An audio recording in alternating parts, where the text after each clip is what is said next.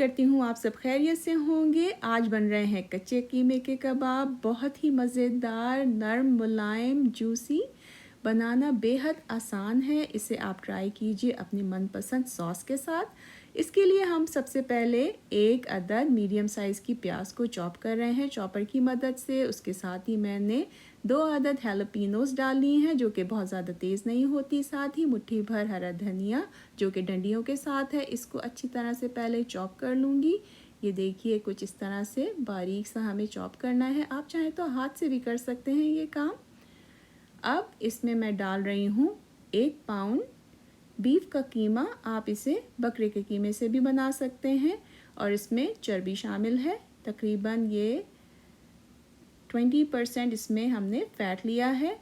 अब इसमें 1 टेबलस्पून अदरक लहसुन का पेस्ट डाल लिया है। उसी के साथ आधा टीस्पून गार्लिक पाउडर डाल लिया है। बहुत अच्छा टेस्ट देगा। अगर ये ना हो तो आप गार्लिक पेस्ट ज़्यादा डाल लीजिएगा। साथ ही 1 टीस्पून गरम मसाला पाउडर, 1 टेबलस्पून धनिया पाउडर और साथ ही 1 टीस्पून कुटी हुई लाल मिर्च। आप अपने जायके के मुताबिक डाल लीजिएगा। मैंने 1.5 टीस्पून नमक डाला है और साथ ही 1 कप ब्रेड क्रम्स। आप चाहें तो 2 अदद ब्रेड स्लाइसेस भी डाल सकते हैं। अब इसे अच्छी तरह से दोबारा से हम मिक्स कर लेंगे।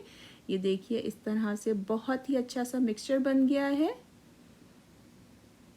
बहुत ज़्यादा नरम मुलायम। अब इसको हम 1 घंटे के लिए फ्रिज में रख देंगे। अब 1 घंटे के बाद देखिए मैं इसको शेप दे रही हूँ।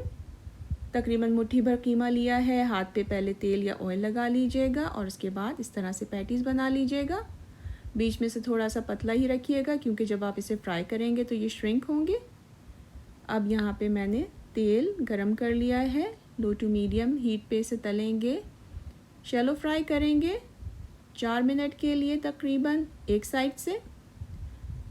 इसको डालते ही बिल्कुल भी मत हिलाइएगा।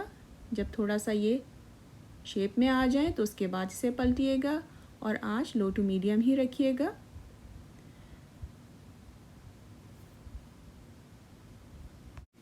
आज की रेसिपी की टिप ये है कि जो आप कीमा लेंगे इन कबाबों के लिए उसमें पानी बिल्कुल भी नहीं होना चाहिए। ये देखिए कबाब मज़ेदार सा हर तरफ से गोल्डन हो चुका है और तैयार हो चुका है। और देखिए कितने सारे कबाब मैंने तैयार कर लिए तकरीबन 1 पाउंड कीमे से। बहुत ही मज़ेदार और जूसी। अपनी पसंदीदा सॉस के साथ आप इसे एंजॉय कीजिएगा।